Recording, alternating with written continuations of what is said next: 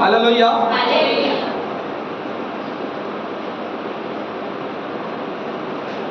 प्रभु का धन्यवाद हो सुंदर समय सुंदर दिन के लिए। प्रभु का हम धन्यवाद करते हैं। आज के वचन में हम आगे बढ़ेंगे और निश्चित ही हम सब जानते हैं कि आज का दिन खजूर का पर्व है, खजूर की डाली का पर्व है, पाल्म संडे है और इस दिन को एक विजयी प्रवेश के रूप में मनाया जाता है। और ये एक ऐसा विजयी प्रवेश है जहां मृत्यु के बाद जीतना। पहले ऐसा हुआ करता था, राजा महाराजाओं का जब युद्ध होता था तो युद्ध चला करती थी और युद्ध काफी दिनों तक चला करती थी और उसमें जो मर जाता था वो हार जाता है ना। जो राजा या जो सैनिक मर जाते थे वो हार जाते और जो सैनिक है जो जिंदा रहता था या जो राजा जिंदा रहता था या जो जीत जाता था उसको विजय माना जाता। जैसे कि इजराइल के दिनों में हम देखते हैं कि इजरायली प्रजा जो है गुलियत से डर करके चुपचाप बैठी हुई थी, है ना। और वो उसके पास में किसी का जाने का हिम्मत नहीं था कि कोई वहां पे जा सके। तब ये दाऊद एक छोटा सा बालक है ना, 12-14 वर्ष का बालक जो है वो उठ खड़ा होता है, उठ खड़ा होकर के देखता है और वो सामने वाला व्यक्ति जो है वो कहता है कि तुम इजरायली डर गए हो। वो पुकारता है, वो आह्वान करता है कि कोई मुझसे आकर के युद्ध करे और मुझे क्या करे, हरा।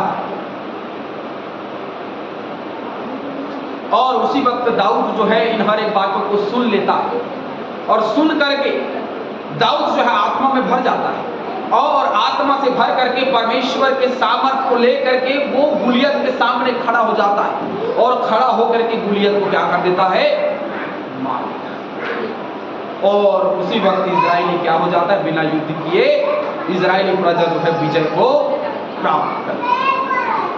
लेकिन यहाँ ये कैसा विजय है जहां प्रवेश करते ही उसकी मृत्यु हो जाएगी। ये एक कैसा विजय है जहां उसको दफनाया जाएगा।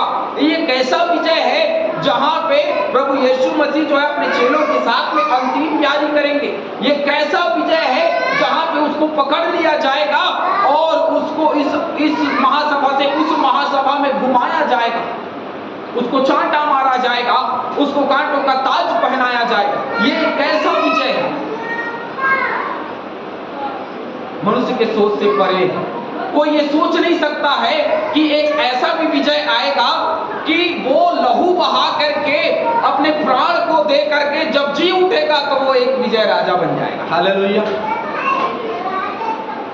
ये वो बलिदान है, ये पवित्र मेमना का वो लहू है जो बहुत पहले से चला आ रहा।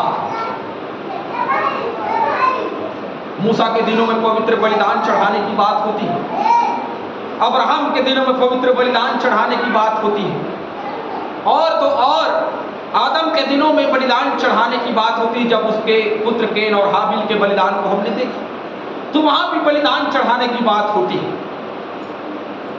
व्यवस्था की किताब में आएंगे, व्यवस्था की किताब 53 अध्याय को जब पढ़ेंगे तो वहां भी एक बलिदान की बात होती है। लेकिन वो बलिदान व्यवस्था की किताब, निर्गमन की किताब और व्यवस्था की हर एक बातों से अलग एक बलिदान है जो लेकर के आता है प्रभु यीशु। हालेलुया। ये कैसा अद्भुत बलिदान है जहां पे यशायाह 53 अध्याय में लिखा है कि उसकी कोई सुंदरता नहीं थी कि लोग उसको देखते, कोई उसके मूल्य को नहीं समझता, लेकिन फिर भी उसको बलिदान होना है। हालेलुया। वही भीड़ जो प्रभु यीशु मसीह के पीछे चल रही है आज, वही भीड़ उसको क्या करेगा, काट पे लटकाने के लिए बोलेगा कि हाँ यीशु मसीह को काट पे लटका दो। लेकिन फिर भी एक ऐसे विजय रथ पे सवार होकर के निकला है प्रभु यीशु मसीह जहां उसको जाना है, अपने पिता की इच्छा को पूरी करना है। जकरिया नबी की किताब मेरे साथ में निकालेंगे, जकरिया नबी की किताब 9 अध्याय उसका 9 और 10 पद, आराम से धीरे धीरे उसको पढ़ेंगे। जकरिया नबी की किताब 9वां अध्याय 9 से 10 निकाल करके रखें। तो ये यदि हमको पता चल जाए कि हमारे भविष्य में क्या होने वाला है, हमको पता चल जाए कि आज यदि हम पंडरिया जाएंगे तो हमारा एक्सीडेंट हो जाएगा, तो हम क्या करेंगे, चुपचाप अपने घर में बैठ जाएंगे कि आज के दिन हमको नहीं जाना, हम कल जाएंगे। है ना। लेकिन यीशु मसीह को पता था जब मैं यरूशलेम में जाऊंगा तो मुझे पकड़ लिया जाएगा, मेरा खुद का चेला मुझे पकड़वा देगा। वो जानता था, इसीलिए तो उसने कहा ना अंतिम ब्यारी में कि तुम में से कोई एक है जो मुझे क्या करेगा, पकड़वाएगा। हालेलुया। और बहुत ज्यादा समय नहीं लगा, थोड़े ही समय के बाद में जब प्रभु यीशु मसीह प्रार्थना करने के लिए गए तो वो चेला, प्रभु यीशु मसीह प्रार्थना करने गए तो वो चेला क्या करने चला गया, पकड़वाने चला। वो सब बातें जानने के बावजूद भी प्रभु यीशु मसीह जो है वो वहां गए। जकरिया नबी की किताब 9वां अध्याय 9 और 10 को पढ़िए।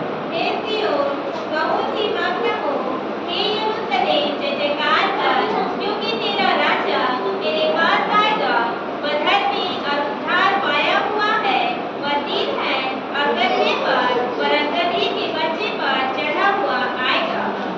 मैं प्रेम के रथ और यरूशलेम के घोड़े नष्ट करूंगा और युद्ध के धनुष तोड़ डाले जाएंगे, और वह जाति जाति से शांति की बातें कहेगा। वह समुद्र से समुद्र तक और महानद से पृथ्वी के दूर दूर के देशों तक प्रभुता करेगा। अब एक बात बताइए, यहाँ पे लिखा हुआ है वो गदही के बच्चे पे आएगा, वो क्या करेगा, है ना, लातू पर बैठा हुआ गदही के बच्चे, वरन लातू पर बैठा हुआ गदही के बच्चे पर बैठा हुआ वो यरूशलेम में आएगा। अब एक बात बताइए, गधा और घोड़ा में क्या अंतर आपको नजर आता है? आत्मिक रूप से बाइबल से आप बताएंगे गधा और घोड़ा में क्या नजर आता है? दोनों में फर्क है, कितना फर्क हो सकता है? घोड़ा में बैठा हुआ व्यक्ति जो युद्ध के लिए जाता है वो घमंड से भरा होता है, घमंड से, ताकत से भरा होता है ना, क्योंकि वो ऊंचाई पे बैठा है, उस तक तलवार पहुंचना, उस तक भाला पहुंचना थोड़ा कठिन है। मतलब घोड़ा जो है एक शक्ति को प्रदर्शित करता है, एक शक्ति को, एक सामर्थ्य को प्रदर्शित करता है। तो यीशु मसीह घोड़ा पे नहीं आया, क्योंकि जब वो जन्म लेकर के आया तो उसने गौशाले के चरनी को चुना, उसने कोई राजमहल को नहीं चुना, उसने गौशाले के चरनी को चुना। तो ठीक वैसे उसने घोड़ा को नहीं चुना, जहां शक्ति है, जहां सामर्थ्य परमेश्वर ने उसको नहीं चुना। प्रभु यीशु मसीह ने एक ऐसे गदही के बच्चे को चुना जिसके पीठ पर वजन लाद दिया जाए और उसको आगे बढ़ा दिया जाए, पुश कर दिया जाए, तो वो अपने गंतव्य स्थान में ही जाकर के रुकता है। बीच में कोई भी रुकावट, वो हर एक रुकावटों को पार करता हुआ चला जाता और वो अपने गंतव्य स्थान में पहुंचा। एक ऐसा सीधा साधा, वो एक पशु है, बहुत सीधा साधा पशु, तो परमेश्वर ने उसको चुना कि प्रभु यीशु मसीह उसमें बैठ करके यरूशलेम में प्रवेश। कैसी अद्भुत घटनाएं प्रभु यीशु मसीह के दिनों में घटी। कोई सोच नहीं सकता था कि यरूशलेम का एक राजा जो आने वाला है, जो यशायाह ने लिखा, जो भविष्यवक्ताओं की पुस्तक में लिखा, ऐसा राजा जो है वो किस में आएगा, गदही के बच्चे में आएगा। हालेलुया। लेकिन उससे पहले वचन कहता है, हे सियोन की पुत्री अति आनंद हो, मगन हो जा। हे यरूशलेम की पुत्रियां जय जयकार कर, देख तेरा राजा तेरे पास आता। अब यरूशलेम में जाने से हम तक कैसे प्रभु यीशु मसीह पहुंचेगा? भाई यरूशलेम में गया तो यरूशलेम में जाने पर प्रभु यीशु मसीह हम तक कैसे पहुंचेगा? अपने लहू के, हालेलुया, अपने लहू के द्वारा वो हम तक पहुंचता है, हमारी देह तक पहुंचता है, हमारी आत्मा तक पहुंचता है। और यदि वो हमारी आत्मा तक नहीं पहुंचा है तो हमारे लिए विजय प्रवेश कहना व्यर्थ है।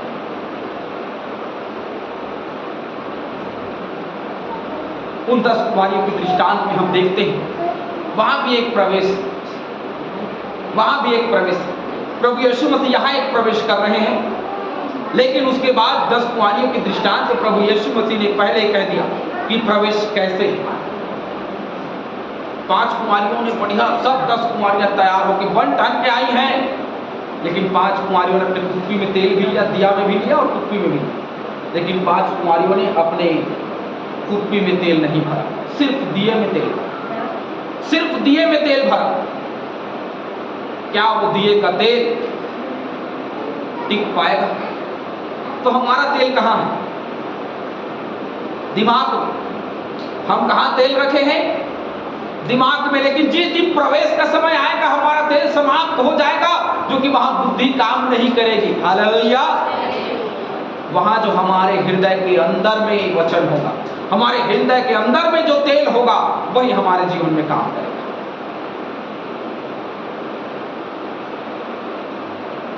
मुझे और आपको इंतजार करना है कि वो राजा हमारे जीवन में आए? नहीं, वो इंतजार की घड़ियां खत्म हो चुकी है। ये सियोन की पुत्रियों के लिए लिखा है कि तू इंतजार कर, क्योंकि तेरे पास तेरा राजा आ रहा है। लेकिन आज वो राजा हमारे पास, हमारे करीब है, हमारे जीवन में, हमारी जिंदगी में है, लेकिन वो राजा हमको कहीं दिखाई नहीं देता। हालेलुया। तो क्यों दिखाई नहीं देता? क्योंकि संसार का भरमाने वाला जो है उसने हमारे आंखों पे क्या बांध दिया है? पट्टी लगा दिया है। पट्टी बांध दिया, जिससे हम देख नहीं पाते हैं, जिससे हम महसूस नहीं कर पाते कि प्रभु यीशु मसीह हमारे पास में। वो एक अद्भुत विजय लेकर के हमारे पास आया। उसने मृत्यु में से जयवंत हुआ, उसने उसको विजय प्राप्त कर लिया, उसने मृत्यु के डंक को तोड़ दिया, उसने मृत्यु को हरा दिया। पौलुस कहता है, हे मृत्यु तेरा डंक कहां रहा? कहां गया उसका डंक? उसका जय, उसका बल कहां रहा? जब प्रभु यीशु मसीह जी उठा तो उसकी कुंजी जो है वो यीशु मसीह को दे दी गई। हालेलुया। मैं और आप अपने जीवन में कितना संघर्ष कर सकते हैं उस विजय को प्राप्त करने के लिए? यीशु मसीह ने बहुत संघर्ष किया। उसके लिए ये जान करके यरूशलेम में जाना कि वो मरने वाला है, ये जान करके जाना ही उसके अंदर में एक संघर्ष की बात थी। और जिस दिन प्रभु यीशु मसीह पकड़वाए जाने वाले थे, उस दिन जब वो गतसमनी बाग में गया, तो गतसमनी बाग में उसके माथे से जो पसीना टपक रहा था वो लहू बन के टपक रहा था। इससे पता चलता है कि वो कितना दुख से भरा हुआ था। हालेलुया। उसका दुख उस लहू से टपक रहा था, दिखाई दे रहा था। उसका वो दर्द जो उसने अपने सीने में रखा था, क्योंकि वो मनुष्य भी था ना, तो उसने अपने सीने में दर्द दबा करके रखा था, छुपा करके रखा था, और सभी लोगों के पाप को लेकर के वो क्रूस पर चढ़ने वाला था। और वो बोझ, धन्य है वो क्रूस, जो पाप का बोझ जो प्रभु यीशु मसीह के कांधे पर था। इतना बल, इतना ताकत उस क्रूस पे कि उसने उसको सह लिया। यीशु मसीह ने जो सहा वो बहुत बड़ा था, लेकिन धन्य है वह क्रूस जिस क्रूस पर यीशु मसीह को लटकाया गया, और वो उस क्रूस ने उस भार को सह लिया। नहीं तो वो क्रूस कई टुकड़े होकर के टूट करके फेंका सकता था, लेकिन प्रभु यीशु मसीह के सामर्थ्य से वो क्रूस टिका रहा। नहीं तो वो काठ का टुकड़ा, वो काठ का लकड़ी किसी काम का नहीं होता, लेकिन प्रभु यीशु मसीह के सामर्थ्य से वो टिका, क्योंकि उसको विजय प्राप्त करना था, उस मृत्यु को हराना था। आज यदि किसी को हमें हराना है, किसी को भी हराना है, तो क्या करना भाई? उससे अधिक बल इख्तियार करना है ना, उसे अधिक बल, अधिक फोर्स लगाना पड़ेगा, अधिक ताकत लगाना पड़ेगा, तब हम जीत सकते। राजा के दिनों में जब राजा महाराजा की लड़ाई हुआ करती थी, तो भैया 5000 सेना लेकर के 50,000 सेना से युद्ध करने कोई नहीं जाता था कि हम उससे विजय प्राप्त कर लें। लेकिन बाइबिल की घटना को देखिए, बड़ी अद्भुत घटनाएं बाइबिल में घटी। 300 योद्धाओं ने 1 लाख सैनिकों को हरा दिया, और एक पुरुष ने 1000, एक पुरुष ने, शिमशोन ने 1000 मिस्री सैनिकों को क्या कर दिया? मार। ये कैसा विजय है? ये बाइबिल का कैसा विजय है? नूह के दिनों में जल प्रलय हुआ, जल प्रलय में सबको परमेश्वर ने डुबा दिया, परमेश्वर जीत गया। लेकिन उसने कहा, वह मनुष्य को बनाने से पछताया, तब उसने सबको जल में डुबा। लेकिन उसके बाद उसने कहा कि मैं आज के बाद ऐसा कुछ नहीं करूंगा। जल प्रलय तो नहीं आएगा, लेकिन जब अंत का दिन आएगा तो बहुत भयानक। उससे पहले हारे हुए व्यक्तियों को विजय देने के लिए परमेश्वर साथ है। अपनी फिक्रें हवा पे डाल, क्योंकि उसको तेरा ध्यान। संगीतकार उस गीत में यह गाते हैं कि युद्ध देखे खुदा के हाथ, फिर देखे तमाशा। क्योंकि जिस युद्ध में यहोवा शामिल है उसका विजय होना तय है।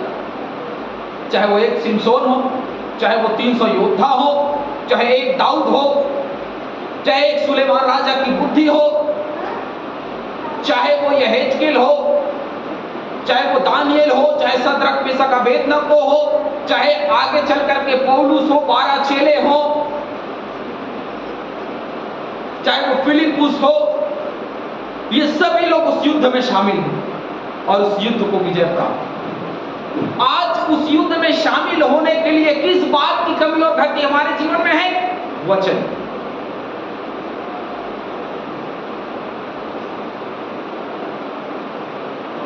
आज वचन रूपी जूती हमारे जीवन में नहीं, वचन रूपी दीपक हमारे जीवन में नहीं, वचन रूपी बटुका हमारे हाथों में नहीं, वचन रूपी तलवार हमारे हाथों में नहीं। क्यों नहीं?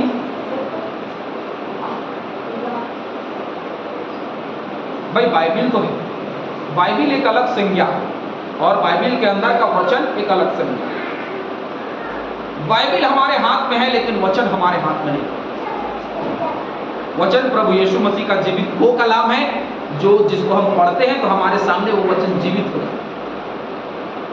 जितनी दफा हम पढ़ेंगे वो क्या हो जाएगी? हमारे सामने जीवित उपस्थित हो जाए।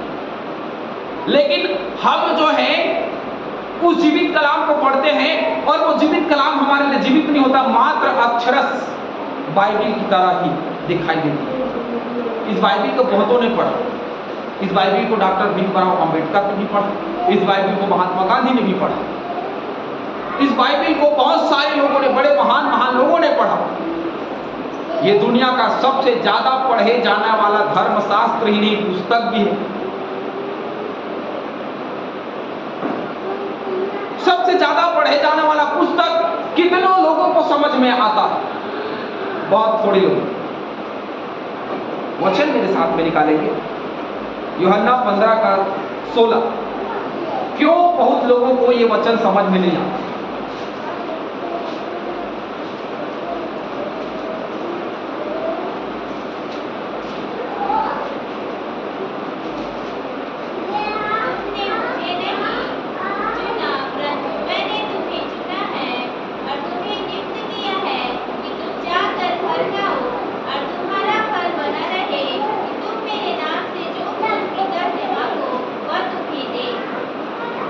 जो कुछ तुम मेरे नाम से मांगो पिता तुमको। अब हम मानते हैं कि प्रभु हमको विजय दे। इस बात के लिए संसार से विजय दे, प्रभु पाप से विजय दे, प्रभु मुझे छुटकारा दे, प्रभु मुझे छुड़ा, मुझे बल दे, मुझे ताकत दे। लेकिन वो बल, वो ताकत नहीं मिल रहा है, क्योंकि कारण सिर्फ इतना ही है कि उसने हमको नहीं छुआ। तो अब हमको कैसे छुए? हमको बुलाया प्रभु, हम सब बुलाए हुए लोग। भाई मसीह है मतलब सब बुलाए हुए। परमेश्वर ने हमको बुलाया, हम आए। हमको वचन क्यों समझ में नहीं आता? हमारी मुलाकात प्रभु यीशु मसीह से क्यों नहीं हो रही? हम पवित्र आत्मा से क्यों नहीं भर पा रहे हैं? इसके पीछे में कारण है कि उसने हमको नहीं चुना। तो क्यों नहीं चुना? सवाल करिए प्रभु यीशु मसीह से, परमेश्वर से, कि प्रभु तूने मुझे क्यों नहीं चुना? क्या मेरे जीवन में हथियार की कमी है? क्या मेरे जीवन में कमी और घटी है? तू मेरे जीवन की कमी घटी को दूर कर और मुझे चुन ले कि मैं तेरे तलवार के रूप में काम कर सकूं।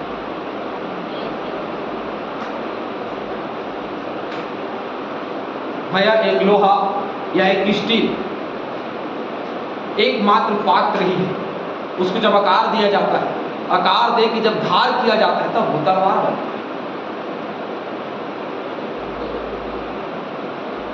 कई धातुओं का तलवार ऐसा होता है कि उंगली रखते ही उंगली कट जाती है।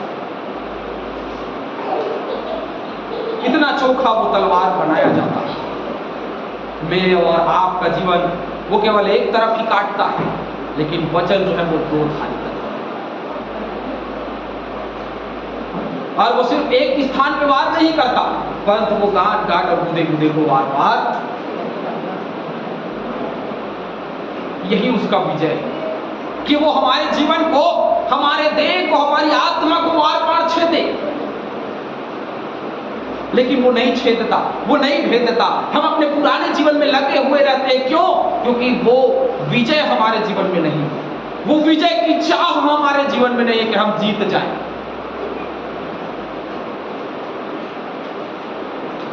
मरकुस रचित सुसमाचार 11वां अध्याय निकालिए।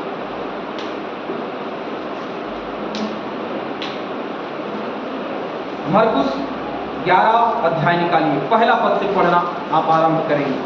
जब वे यरूशलेम के निकट जैतून पहाड़ पर बैठके बेथनिया के पास आए, तो उसने अपने चेलों में से 2 को यह कहकर भेजा, सामने के गांव में जाओ और उसमें पहुंचते ही एक गदही का बच्चा जिस पर कभी कोई नहीं चढ़ा, बंधा हुआ तुम्हें मिलेगा, उसे खोल ले आओ।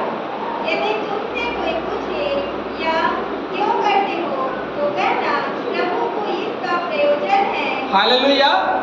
प्रभु को इसका क्या है? प्रयोजन। प्रभु को इसकी आवश्यकता है और उसको खोल करके लाना, और वह शीघ्र उसे यहाँ भेज देगा। वह उसको शीघ्र यहाँ क्या कर देगा? अब एक बात बताइए, एक मालिक है, जब तक उस गधी का मूल्य नहीं मिलेगा वो क्यों भेजेगा? उसने भी गधी और गधी बच्चे दोनों लिया, वो क्यों भेजेगा?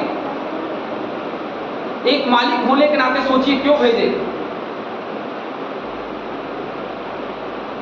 भाई हम मनुष्य हैं और मनुष्य होने के नाते परमेश्वर के लिए हम कुछ कर नहीं पा रहे। उसने हमें हमारा पुत्र नहीं मांगा, या उसने हमारे लिए एक बड़ा बलिदान नहीं मांगा। उसने सिर्फ एक ही चीज मांगा, वो है हमारी आत्मा, और आत्मा भी एक बड़ा बलिदान है हम सब के लिए। वो गधी का बच्चा बंधा हुआ है, उसको मांग करके ले आता, उसको उसकी आवश्यकता है। और गधी जो है वो नम्रता और दीनता को दर्शाती है। यदि वो नम्र नहीं होगा, यदि वो दीन नहीं होगा, तो फिर समस्याएं मनुष्य के लिए बढ़ जाएंगी। चुपचाप सीधापन का जीवन, मैंने कहा ना, सच्चाई का जीवन, सीधापन का जीवन। एक गधी जो है एक सीधापन रहता, बिल्कुल सीधा साधा साधारण एक पशु है। क्या हम भी सीधा साधारण हो सकते हैं? हो सकते हैं। और हम मनुष्य को सीधा साधारण होना चाहिए। प्रभु यीशु मसीह को जब क्रूस पे लटकाया गया तो वो सीधा साधा चढ़ गया। उसके पास में कितनी ताकत थी पता है आपको? यदि मैं कहूं तो मेरा पिता स्वर्ग से इतने स्वर्गदूतों को भेज देगा कि 1 सेकंड में पूरी दुनिया नष्ट कर दी जाएगी। हालेलुया। वो कह देता और हो जाता, क्योंकि जिस दुनिया को परमेश्वर ने बनाया, सिर्फ बोल के बनाया कि पृथ्वी और आकाश में अंतर हो जा, और वो अंतर हो गया। इतनी सामर्थ्य रखने वाला परमेश्वर पिता का पुत्र प्रभु यीशु मसीह चुपचाप क्रूस पर चढ़ गया। किस लिए? कि वो विजय प्राप्त करे।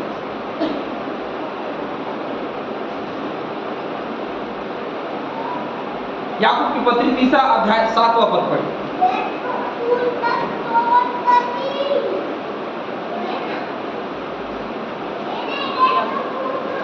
याकूब 3:7।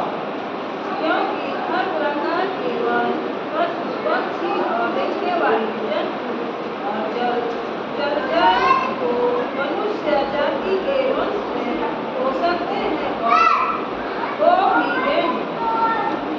ये है विजय प्राप्त करने का मतलब। चाहे वो पशु हो, पक्षी हो, चाहे कोई भी प्राणी हो, मनुष्य को वो अधिकार दिया गया कि वो उसका नाम रखे, उस पर नियंत्रण रखे। संसार के हर एक चीजों में नियंत्रण रखने का आज हमको अधिकार दिया गया, लेकिन हम लोगों ने अपना स्वरूप बिगाड़ लिया। इसलिए आज वो प्राणियां हम पर नियंत्रण रखने के लिए काबू हो जाती हैं। आज हमने अपने सीमाओं को लांघ दिया है। आज हमारी सीमाएं बढ़ चुकी हैं, और इसलिए हम विजय नहीं प्राप्त कर पाते। ये प्राणियां जो हमारे अधिकार में हैं, वो हमारे अधिकार क्षेत्र से बाहर हो गए हैं।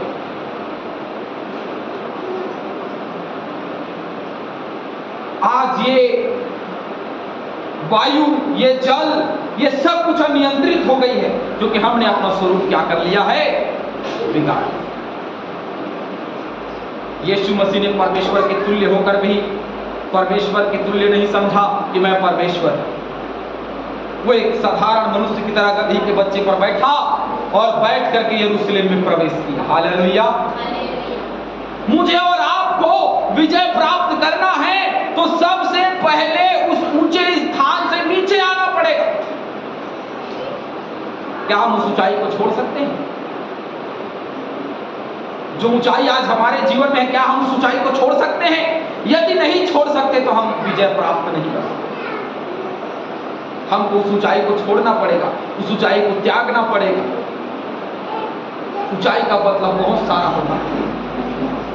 हम अपने घमंड की ऊंचाई, अपने धन दौलत की ऊंचाई, हम अपने स्थान की ऊंचाई, अपने बड़े होने की ऊंचाई हम त्याग नहीं सकते, हम छोड़ नहीं सकते। मरियम मरियम मगदलीनी जो है, वो सुबह उठ करके भोर में गई यीशु मसीह के पास में, उसके लोथ के पास में। क्या देखने गई थी?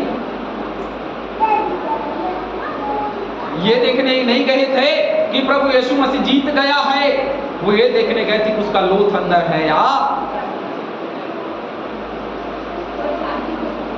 हम आज भी यीशु मसीह को मरे हुए में खोज रहे हैं। हम मनुष्य के अंदर खोजते हैं।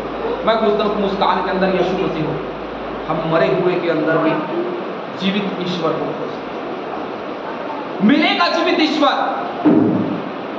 लेकिन उसके जीवित कलाम मनुष्य के अंदर नहीं मिले, किसी पास्टर के अंदर नहीं मिले, लिबरेट के अंदर में नहीं मिले, बड़े बड़े प्रोफिट है ना, बड़े बड़े वक्ताओं के अंदर में नहीं मिलेगा। वचन के अंदर में प्रभु यीशु मसीह से मुलाकात। विजय कहां से निकलेगा? विजय के लिए बल कहां से आएगा? विजय के लिए सामर्थ्य कहां से आएगा? विजय के लिए हथियार कहां से आएगा? ढाल और झिलम कहां से आएगी? केवल वचन। आज मेरे और आपके जीवन में वचन की बहुत कमी है। आज मैं और आप वचन की गहराई पे जा नहीं पा रहे हैं, क्योंकि आज हम वचन को समय नहीं दे रहे। और इसीलिए वो विजय तो यीशु मसीह हमारे लिए छोड़ गया, वो विजय हमारे पास में नहीं। वो विजय हमारे हाथों से अलग है। उसका जो जीत जाना, उसका जो प्रवेश करना एक अद्भुत था, एक अद्भुत बात थी उन दिनों के लिए। राजा और महाराजाओं का स्वागत कपड़े और डालियां बिछा करके किया जाता था। यीशु मसीह का भी स्वागत वैसे ही, शुरुआत में वैसे ही हम स्वागत करते हैं। यीशु मसीह प्रभु स्वागत शुरू में हम बहुत अच्छे से करते हैं। क्रिसमस का जब दिन आएगा अच्छे से स्वागत करेंगे यीशु। ईस्टर का जब दिन आएगा अच्छे से स्वागत करेंगे यीशु मसीह। जब कोई बहुत बड़ी मीटिंग होगी प्रभु यीशु मसीह का अच्छे से स्वागत करेंगे। मेला का जब दिन आएगा तो हम जाएंगे, बड़े अच्छे से यीशु मसीह का वक्ता का वचन सुन करके हम स्वागत करेंगे।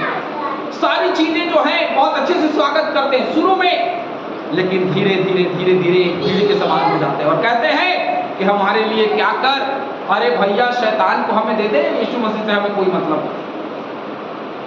यीशु मसीह को क्रूस पे चढ़ाओ, कोई काम करिए यीशु मसीह। खून में उबाल जब तक है, रवानी जब तक है, जवानी जब तक है, जोश जब तक है, इंसान जो है वो यीशु मसीह के पीछे बोले मैं अब यीशु मसीह को मानूंगा। लेकिन जब वो जोश ठंडा हो जाता है तो यीशु मसीह को छोड़ जाते हैं। हालेलुया। यीशु मसीह कहीं नहीं जाता। यीशु मसीह अपने स्थान पर बैठा, उसने प्रेम रख दिया यीशु के रूप में। और वो चट्टान, हर इजरायली उस चट्टान के पास आए और उन्होंने जल को पिया।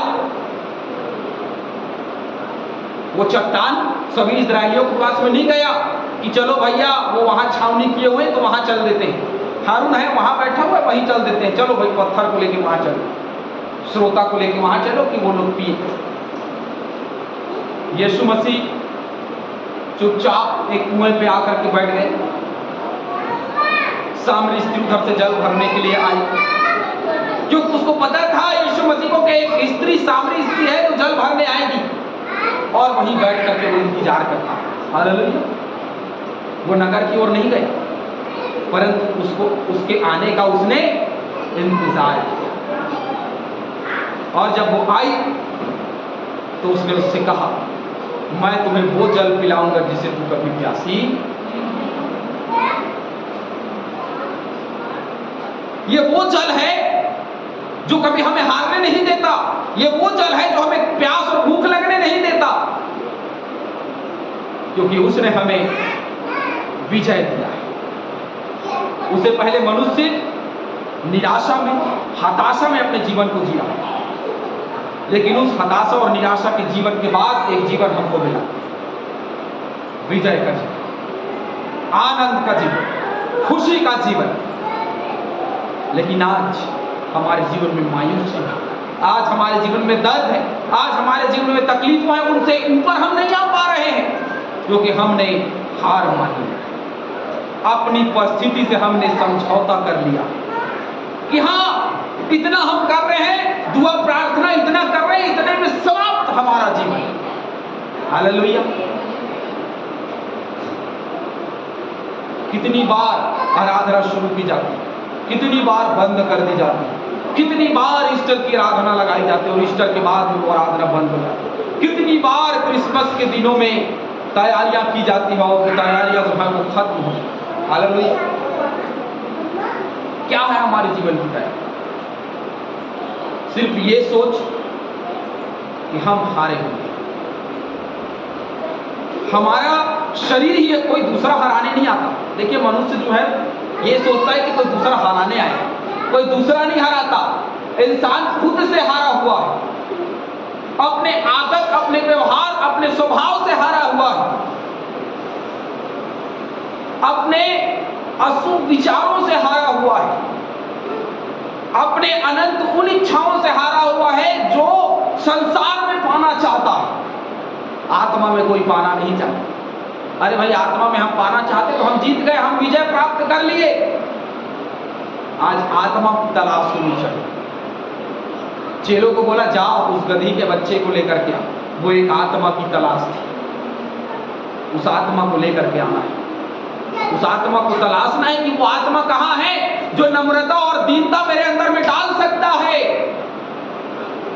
और यदि वो आत्मा हम नहीं खोज पा रहे हैं तो हम विजय नहीं प्राप्त। विजय प्राप्त करना है तो उस आत्मा को तलाशना पड़ेगा कि वो नम्रता और दीनता की आत्मा मेरे अंदर में आ सके। धन्य है वे जो मन के दीन है, क्योंकि स्वर्ग का राज्य उनका। मन की दीनता, मन में नम्रता होनी चाहिए, तभी स्वर्ग हमारा है, नहीं तो हम हारेंगे। जो विजय प्राप्त करेगा उसे स्वर्ग मिलेगा। भाई जो राजा जीतता था उसको एक नया राज्य मिलता था, स्वाभाविक सी बात। हम भी विजय प्राप्त करेंगे तो हमको एक नया जीवन मिलेगा। उस नए जीवन की आशा के लिए लड़ेंगे, लेकिन लड़ने के लिए हमको ताकत चाहिए, सामर्थ्य चाहिए, शक्ति चाहिए, सेना चाहिए। वो सब कुछ प्रभु यीशु मसीह ला करके हमको दे दिया है पवित्र आत्मा को। वही हमारे लिए सेना है, वही हमारे लिए तलवार है, ढाल है, भाला है, झीलम है, सब पांव की चुटकी, सब कुछ वो हमारे लिए बन गया, क्योंकि वही हमारे लिए एक सहायक है। एक सैनिक के लिए भाला हो, ढाल हो, झीलम हो, तलवार हो, कुछ भी हो, युद्ध में जाने के लिए सब सहायता करते हैं। वो तलवार के मार से कई बार बचाते हैं, कई बार किए जाते हैं और कई बार वे उनको बचाता है। ढाल कई बार बचाता है। हथियार जो है वो सामने वाले को घात करने के लिए काफी है, और वो हथियार हमको परमेश्वर के वचन के रूप में हमको दे दिया है। यूहन्ना तीसरी समाचार 15 अध्याय उसका 1 पद से लेकर के 4 पद तक पढ़िए।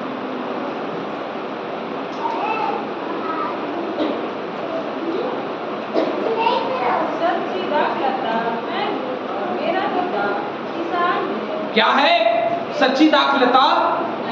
सच्चा विजय यीशु मसीह है। सच्ची दाखलता यीशु मसीह है। उस विजय को मेरे जीवन में आना पड़ेगा, तब मैं विजय पा सकता। आगे जो डाली उसमें है और नहीं फलती, उसे वह काट डालता है, और जो फलती है उसे वह छांटता है ताकि और फले। क्या करता है भैया? प्रत्येक डाली जो मुझ में है और नहीं फलती। आप सोचिए, हर मसीही जो है वो उसके डाली के समान, लेकिन हर मसीही फल नहीं देता। आम का वृक्ष देखे होंगे, फल लगा है, कई डालियों में फल नहीं रहता, कई डालियां जो है वो सूखी हो जाती हैं, कई डालियों में फल नहीं रहता। तो क्या करते हैं? भैया काट करके फेंक दे। वैसे उदाहरण यदि अंजीर के वृक्ष का लिया जाए तो अंजीर का वृक्ष का उदाहरण बहुत सही बैठता है, क्योंकि जो डाली, जैसे कटहल का पेड़ देखे होंगे, कुछ डालियां नहीं फलती, उसको काट देने से नया तरीके से जो है वो क्या निकलता है, नया पत्ती और नया तना निकलता है, नया डाली निकलता है, उसमें फल लगता है। वैसे मुनगा का वृक्ष देखेंगे, मुनगा का जो पेड़ है उसमें भी काटो तो नया जो निकलेगा डाली, उसमें से फल निकलेगा। पुरानी जो डालियां हैं वो नहीं फलती, पुरानी डालियां। वैसे ही आज मसीही जो पुराने हो चुके हैं वो फल नहीं, जो वचन को जानते हैं ना वो फल नहीं देते। तो ऐसे को क्या करेगा? अंत में प्रभु यीशु मसीह काट करके आग में, तो हम जीत गए। आग में जाने से हमारा विजय हो गया था। आग में जाने से हमारा विजय नहीं है, वो हार है। आज यदि हम उस तने से जुड़े हुए हैं, आज यदि हम यीशु मसीह से जुड़े, उसके अंग के रूप में जुड़े, यदि वो अंग काम नहीं करेगा, यदि वो डाली वृक्ष नहीं, वो डाली जो फलेगा नहीं, तो उसको काट करके अलग कर दिया जाए। यही समय है कि हम विजय प्राप्त करें अपने आप से। जिस दिन विजय प्राप्त कर लेंगे, पूरी दुनिया हमारी मुट्ठी में। हालेलुया। मुझे और आपको अपने डर से विजय प्राप्त करना है। मुझे और आपको इस संसार के लगाव से विजय प्राप्त करना है। मुझे और आपको इस देह से विजय प्राप्त करना है, इस देह का विलासाओं से विजय प्राप्त करना है। यदि मैं और आप विजय प्राप्त नहीं कर सके, तो प्रभु यीशु मसीह का आना मेरे और आपके लिए क्या है? व्यर्थ। यीशु मसीह का आना दुनिया के लिए व्यर्थ नहीं, लेकिन मेरे और आपके लिए, यदि हम उसके विजय को नहीं समझ पाए, तो मेरे और आपके लिए वो क्या है? व्यर्थ। व्यर्थ का जीवन न जी। और इसीलिए नाश होने वाले के सामने क्रूस की कथा जो है वो क्या है? मूर्खता ही है। और जो जीवन पाने वाले हैं उसके लिए अनंत जीवन है। हालेलुया। यदि हम नाश होना चाहते हैं तो क्रूस की गाथा, ये जो सप्ताह, ये जो फसह का सप्ताह जो है, ये सप्ताह हमारे लिए व्यर्थ है। लेकिन जो अनंत जीवन पाना चाहते हैं, आज ही समय है कि इस व्यर्थता के जीवन को, इस हारे हुए जीवन को आनंद में बदलें। अपने जीवन को आनंद में बदलें। यदि नहीं बदल सके तो हमारा जीवन किसी काम का नहीं। एक दिन ऐसा समय आएगा कि हमारा जीवन नष्ट कर दिया जाए। एक दिन ऐसा समय आएगा कि वो हमारे देह में इतनी तकलीफों को भर देगा। एक दिन ऐसा समय आएगा कि वो हमारे परिवार में इतने तकलीफों को भर देगा, जब हमको लगेगा कि इस तकलीफ से अच्छा है कि हमारा जीवन क्या हो जाए? नष्ट, समाप्त हो जाए। उस समाप्त के जीवन को पहुंचने से पहले, जो कि हम जब मर जाएंगे हमारी ज्योति समाप्त हो जाएगी। हालेलुया। मैंने पिछले दिनों में बताया, जब हम मर जाएंगे तो हमारी ज्योति समाप्त हो जाएगी। लेकिन संसार के लिए ज्योति कभी समाप्त नहीं होगी, वो चलती रहेगी, अनंत काल तक चलती रहेगी। लेकिन हमारी ज्योति जब हम मर जाएंगे उस दिन खत्म हो जाएगी। उस ज्योति में जीवन बिताना है। अपनी ज्योति को अपने हाथों में रखें, अपने पास रखें, अपने हृदय में बसा करके रखें, क्योंकि जो हमारे अंदर में, जो मैंने कल प्रचार किया, जो हमारे अंदर में मनुष्यत्व है उसको बाहर निकालिए। जो हमारे अंदर में एक सूरत है उसको बाहर निकालिए। यदि वो सूरत दूसरों को दिखाई नहीं देती तो वो किसी काम नहीं। मनुष्य के अंदर में मनुष्य के मन के अंदर में एक स्वभाव है जो परमेश्वर ने बनाया है। उस स्वभाव को प्रकट करें, उस प्रेम को प्रकट करें, उस मेल मिलाप को प्रकट करें, उस नम्रता और दीनता को प्रकट करें, उस विश्वास को, उस भरोसे को प्रकट करें। नहीं तो हमारा आनंद शोक में बदल जाए। हालेलुया। वचन कहता है तुम्हारा शोक आनंद में बदल जाए। उसकी विपरीत, क्योंकि वचन दो धारी तलवार, वैसे ही हमारा आनंद शोक में बदल जाएगा यदि हम जीत नहीं सकेंगे, यदि हम विजय प्राप्त नहीं कर सकेंगे। क्योंकि हारा हुआ राजा कभी जीता नहीं कहलाता, हारा हुआ ही कहलाता, और उसको मृत्यु दंड दे दिया। हारे हुए राजा को सैनिकें छोड़ दी जाती थी और प्रजाएं छोड़ दी जाती थी, लेकिन राजा को मार दिया जाता, घात कर दिया जाता, उसको बंदी गृह में डाल दिया जाता। क्यों? क्योंकि राजा फिर से बलवा कर सकता था ना, इसलिए। आज यदि हम हारे हुए हैं तो हमको 1000 वर्षों के लिए हमारे ही स्वामी के साथ नरक कुंड में डाल दिया जाए, जिसका कोई अंत नहीं हो, उस दर्द का, उस तकलीफ का कोई अंत नहीं हो। हारा हुआ इंसान कभी जीता नहीं है।